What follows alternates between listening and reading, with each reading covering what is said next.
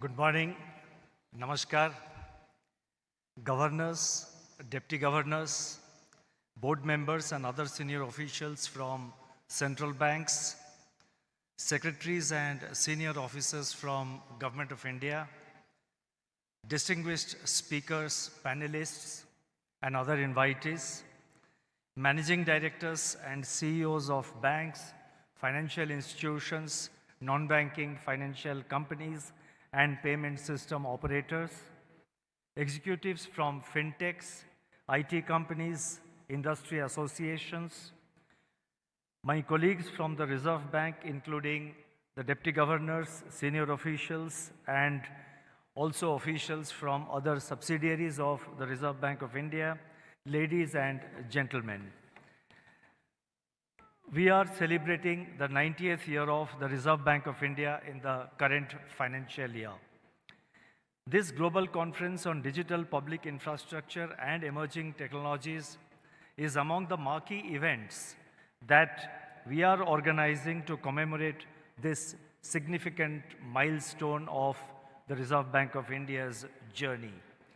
It's my pleasure to extend a warm welcome to each one of you present here to this conference, which is being held in this beautiful and vibrant city of Bengaluru, a city which for many years now has been at the forefront of India's technology revolution.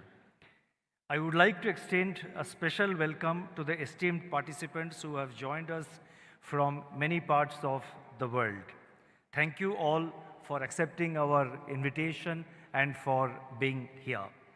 I sincerely hope that you will find the deliberations and interactions during the global conference enriching and also productive. The theme of this year's conference, Digital Public Infrastructure, that is DPI, and Emerging Technologies, is timely and relevant.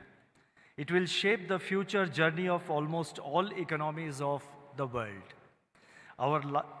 Over the last decade, the traditional banking system has undergone an unprecedented technological transformation. By all indications, this process is likely to become even more intense in the coming years. In my address today, I would like to highlight the important role that digital public infrastructure has played in India's digitalization process and its contribution to inclusivity in Indian society and the economy. India's experience provides an effective digitalization strategy for public authorities, including central banks. I would also like to touch upon certain key issues underpinning artificial intelligence systems and the use of digital public infrastructure in addressing the issues in cross-border payments. Let me first focus on the meaning and the overall positive impact of digital public infrastructure. Digital public infrastructure broadly refers to basic technology systems created mainly in the public sector that are openly available to users and also to other developers. DPIs, that is digital public infrastructures, are scalable and thus can support systems that operate on a population-wide scale. They are interoperable and therefore spur innovation by being accessible to innovators. They are also cost efficient by virtue of their economies of scale. These three advantages of scalability, interoperability, and cost efficiency hold the potential to accelerate financial inclusion and transform the lives of people by overcoming traditional barriers like physical distance, documentation, and transaction costs. It can be said that DPI has enabled India to achieve, in less than a decade, levels of financial inclusion that would have otherwise taken several decades or even more.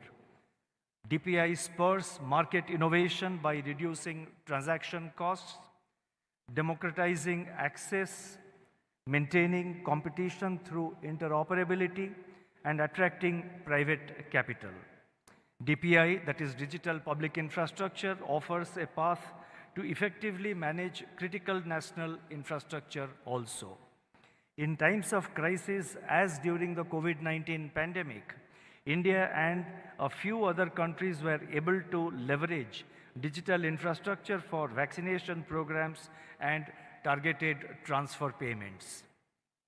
Notable examples of DPI in other countries include verifiable digital identity systems such as Colombia's Cedula Digital, Nigeria's National ID or bank verification numbers, the Philippines' PhilSys, Rwanda's digital identity system managed by their National Identity Agency, Saudi Arabia's Nafat Digital Identity Management Platform, Singapore's SingPass, and the United Arab Emirates Pass of the UAE, and similar other initiatives by several other countries. The G20 Digital Economic Working Group developed the Global DPI Repository, that is GDPIR, Global DPI Repository, which is a comprehensive resource hub, pooling essential lessons and expertise from G20 members and other participating countries. Its primary aim is to bridge the knowledge gap in the choices and methodologies required for the design, construction, deployment, and governance of DPIs. The final report of India's G20 Task Force on Digital Public Infrastructure was released on July 15 this year, which has, among other things, contributed to accelerate the acceptance of the definition and framework of DPI. This agenda will be taken forward for implementation during the subsequent presidencies of the G20. Let me now turn to India's experience with digital public infrastructure. India's DPI journey is a unique model wherein the basic technical infrastructure, that is the technological infrastructure, is built, operated, and managed in the public sector, while the private sector accesses the DPI to create innovative customer-facing services and products. The advantage of developing DPI in the public sector is that typically the private sector would be averse to capital investment to create infrastructure with uncertain returns. Privately created infrastructure may not also be amenable to democratized access or interoperability. The unique approach of India is therefore conducive for designing services and products which are competitive in the open market.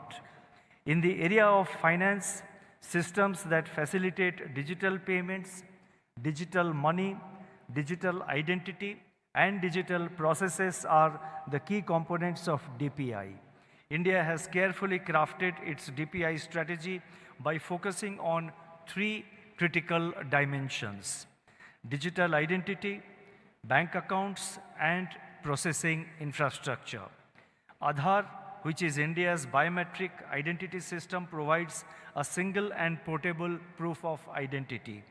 Around 1.4 billion Aadhaar numbers have been generated for the residents of India, which is near universal for the entire Indian population.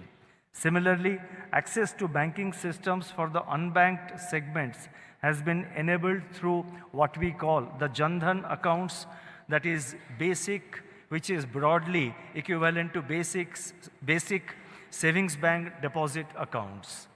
Under the Jan Dhan scheme, more than 500 million bank accounts have been opened for beneficiaries.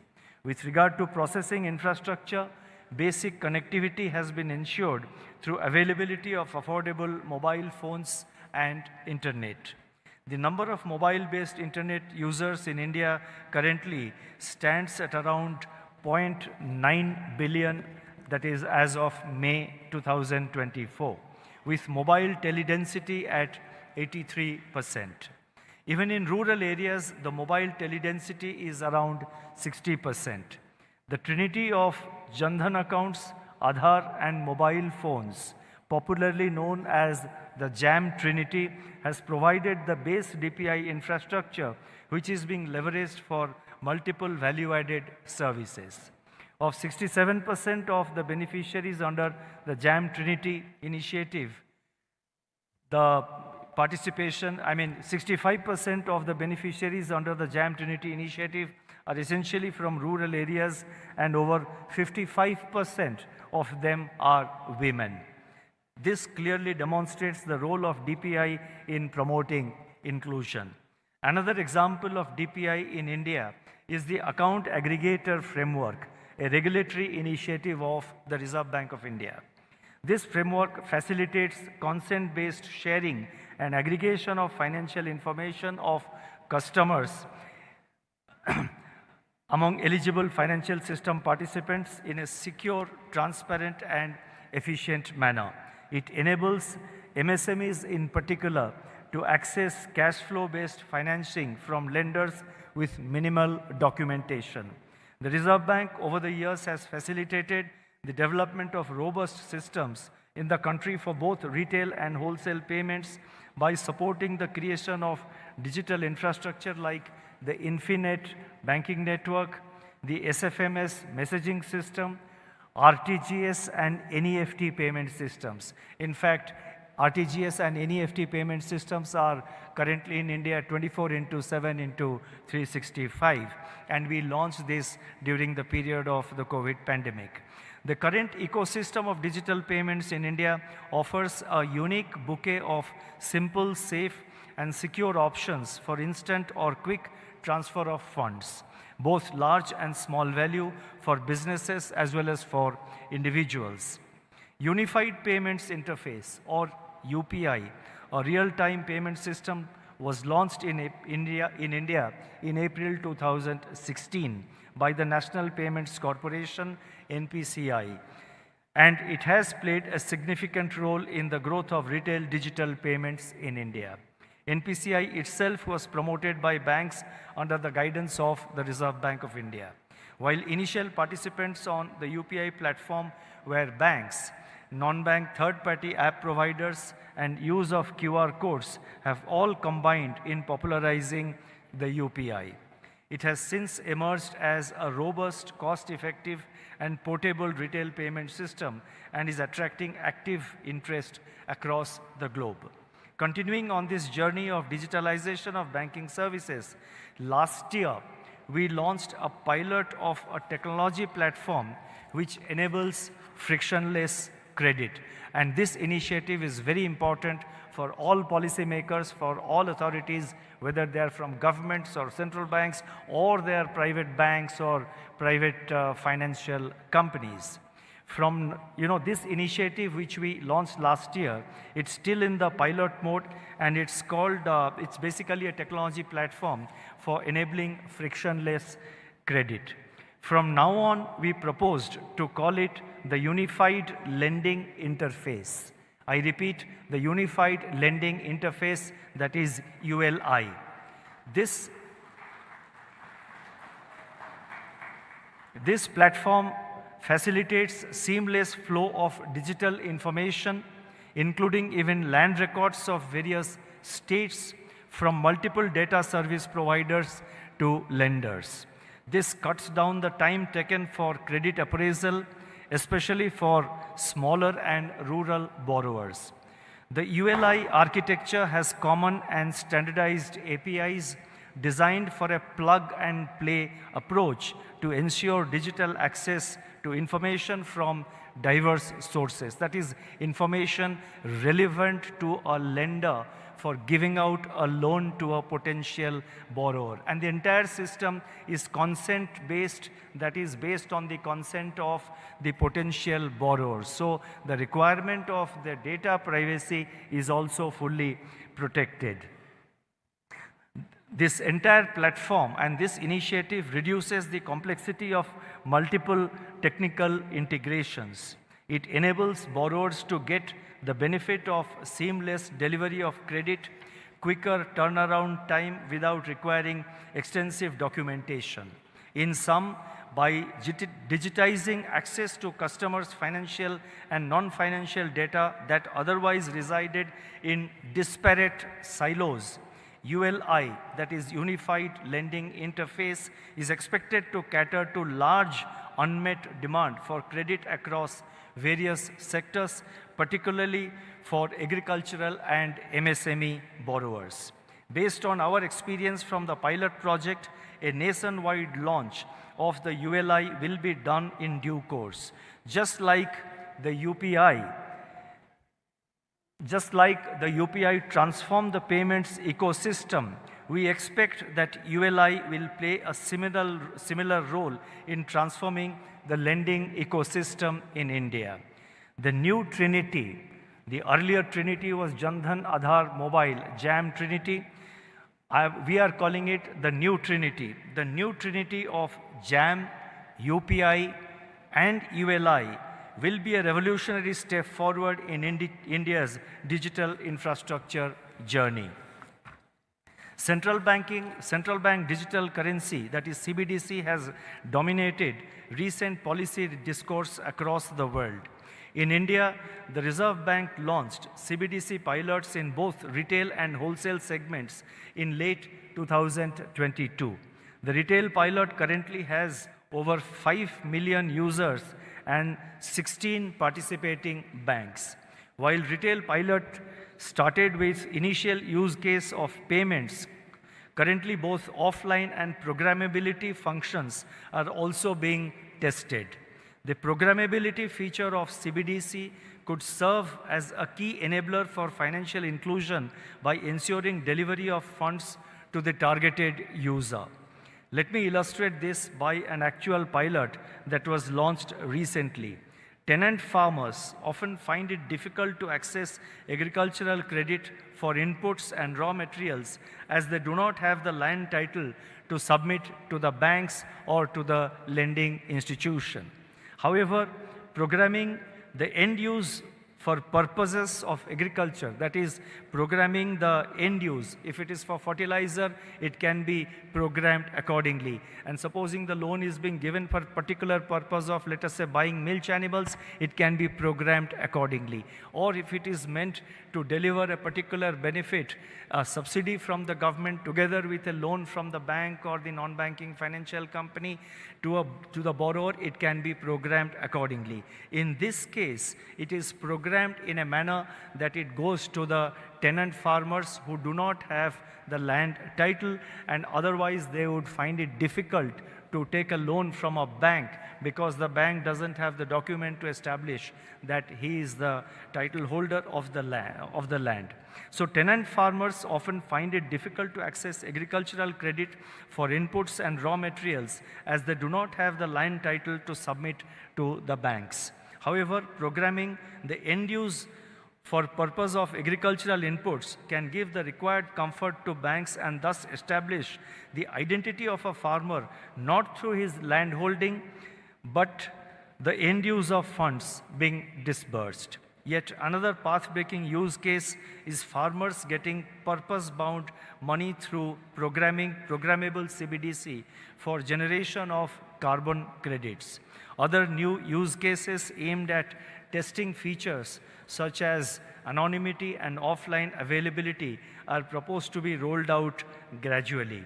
It is important to emphasize that there should not be any rush to roll out system-wide CBDC before one acquires a comprehensive understanding of its impact on users, on monetary policy, on financial system, and on the broader economy. Such understanding would emerge from generation of user data through pilots, and actual introduction of CBDC can be phased in gradually over a period of time. Undoubtedly, CBDC has the potential to underpin the payment systems of future, both for domestic payments and also cross-border payments. So I have talked about two major initiatives of the Reserve Bank in the digital public infrastructure space. One is the ULI, which which was launched last year, which is in pilot mode. The other one is the CBDC, which was launched towards the end of 2022, and it's in the pilot mode. And we are eventually making CBDC and UPI interoperable so that the reach and access, our objective of spreading financial inclusion through these payment systems can become more broad-based and go to every nook and corner of a large country like India. Now let me now turn to artificial intelligence and DPI. Today, as artificial intelligence is making forays in the financial sector in the form of services like chatbots, internal data processing for intelligent alerts, fraud risk management, credit modeling, and other processes. Integrating this cutting-edge technology into a robust and responsible DPI presents an opportunity to amplify the capabilities and efficiency of DPI even further. As the report of India's G20 Task Force on DPI states, the seamless fusion of DPI with AI would propel us into a new world of digital public intelligence. Integration of AI into financial services brings in significant opportunities for all stakeholders. For customers, AI enables hyper-personalized products and faster, more relevant services. Financial institutions like lenders benefit from advanced tools for risk and fraud management, streamlined operations, and reduced compliance costs. Regulators can also gain enhanced oversight and real-time monitoring capabilities, which would improve regulatory enforcement and market stability. Financial institutions like lenders, as I mentioned, they would benefit from advanced tools for risk and fraud management, streamlined operations, and reduced compliance costs. Now, such advancements, however, come with serious challenges. Data privacy concerns arise from handling vast volumes of personal information. Ethical AI governance is essential to ensure fairness and prevention of bias. Financial institutions must ensure that AI models are explainable, that is, ability to explain why certain results are produced. AI technology can also be misused to spread misinformation, potentially causing severe damage and disruption to DPIs as well as other digital systems. They can also damage the reputation and operations of financial institutions. Recognizing the same, international bodies such as the OECD have outlined core principles governing AI, which include inclusive growth, respect for rule of law and human rights, transparency and explainability, robustness, and safety and accountability. In December 2023, the Hiroshima AI Process Comprehensive Policy Framework was established. It includes a set of guiding principles and a code of conduct, marking a significant step towards a coordinated global approach for responsible development of AI. India is the lead chair of the Global Partnership on AI for 2024. This multi-stakeholder initiative with 29 countries aims to bridge the gap between AI theory and practice by supporting cutting-edge research and advancing applied activities. The Ministry of Electronics and Information Technology of Government of India has been taking important initiatives in this area, such as setting up the AI Research Analytics and Knowledge Dissemination Platform, which will focus on developing indigenous AI-enabled products and solutions to tackle India-specific challenges and complex real-life problems. These initiatives underscore India's commitment to not only capitalize on potentialities of AI technology, but also to ensure robust and ethical governance. I am pleased to know that in this conference, a panel discussion will focus on emerging technologies. I am sure they will look into various issues associated with technologies like artificial intelligence. It is important to be proactive to leverage the capabilities of new technologies. But At the same time, it is essential to be abundantly mindful of the associated risks and challenges. I feel it would be prudent to keep in mind the following three aspects. First, AI is data-driven science. The authenticity of data being used in training the models, possibility of biases, concerns of data privacy need to be carefully examined. Second, AI promises to make processes simpler and efficient. It can also emulate decision-making to a great extent. However, when it comes to regulated financial institutions, there should be careful adoption of AI in critical decision-making segments, for example, in loan sanctioning. While AI can definitely assist the process, the institutions using them should have proper understanding of the models and ensure accountability of the outcomes. And third, going beyond understanding the risks posed by AI, financial institutions should clearly outline the liabilities and ensure a calibrated and responsible adoption. Central banks and governments on their part should focus on fostering the development of trustworthy AI, keeping data privacy, explainability, accountability, and transparency at its core. Finally, let me turn to DPI and cross-border payments. A recurring agenda of importance across multilateral settings, including G20 and international standard-setting bodies like the Committee on Payments and Market Infrastructures, that is CPMI, has been to bring efficiency to cross-border payments. A lot of initiative and experimentation in bilateral and multilateral arrangements among various countries are already underway. While much efficiency has been achieved in case of wholesale markets, the retail cross-border space is still fraught with multiple layers that add to cost and delays in cross-border remittances. Needless to say that modern technology offers solutions which can smoothen these frictions. With emergence of fast payment systems across countries and experimentation around CBDC, new possibilities are opening up to bring in greater efficiency to cross-border payments.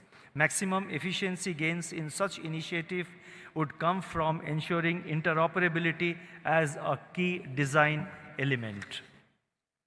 Ideally, while the legacy payment systems should be able to connect to each other, and so should the CBDC systems, one country's legacy system should also be interoperable with another country's CBDC.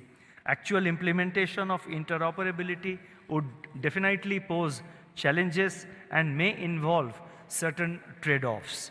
Technical barriers may be surmounted by using common international technical standards. Further, the governance structure or management framework for long-term sustainability also needs to be finalized. In this journey of attaining harmonization and interoperability among countries, a key challenge could be the fact that countries may prefer to design their own systems as per their own domestic considerations. We can overcome this challenge by developing a plug-and-play system which allows replicability while also maintaining the sovereignty of the respective countries. India has made some progress in this direction, and we would be happy to develop a plug-and-play system for the benefit of the community of nations. The UPI system has indeed the potential to evolve into a cheaper and quicker alternative to the available channels of cross-border remittances. A beginning can be made with small value personal remittances as it can be quickly implemented. Let me now try and conclude.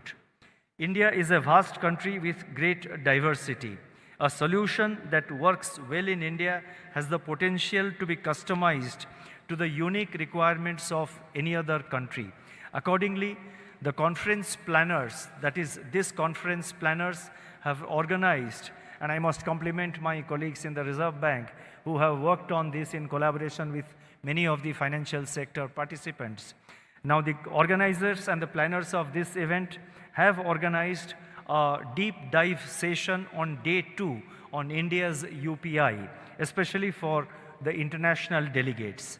I would request all delegates to participate and derive benefit from the various sessions and also share their own experiences which could provide learnings for all. I also invite you to the conference exhibition showcasing some of India's innovations relevant to the theme of this conference. As you may recall, the theme of India's G20 presidency in 2023 was One Earth, One Family, One Future. It underlies India's thought process in how India sees itself in the world as being a part of one family with a common future. At the Reserve Bank, we look forward to the journey towards RBI at 100 with considerable optimism. We are constantly working on devising policies, approaches, systems, and platforms that will make our financial sector stronger, nimble, and customer-centric. With these words, I wish you all a pleasant stay and productive discussions. I wish this conference all success. Thank you. Namaskar.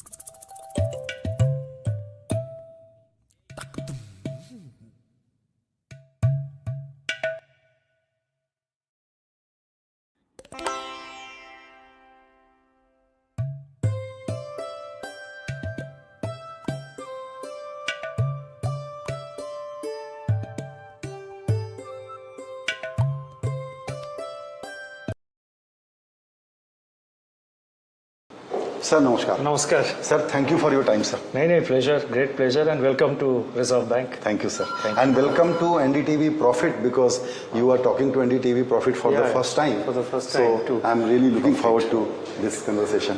Thank you. Sir. This idea of interviewing RBI governor is very intimidating for me. And I'm genuinely nervous. But I'm very happy that you have come to Reserve Bank. Yes, sir. And I think it will give you an experience of what the Reserve Bank is and what all it does. Because there is public के mind में Reserve Bank के बारे में बहुत बहुत मतलब एक mystical organization जैसा लगता है. जी. और I'm happy that you are here, but thank you very much. Yeah. Thank you. You are so right, sir. देखिए क्या है, RBI is in everyone's life. लेकिन उनके लिए RBI क्या करता है ये एक एक्सेसिबल या नज़दीकी शायद उतना नहीं है. But I must say as we start this interview that in your regime, in your term, the language of RBI has become very accessible, and common man now knows much more about RBI's activity. So that has also happened. I can give you ground feedback.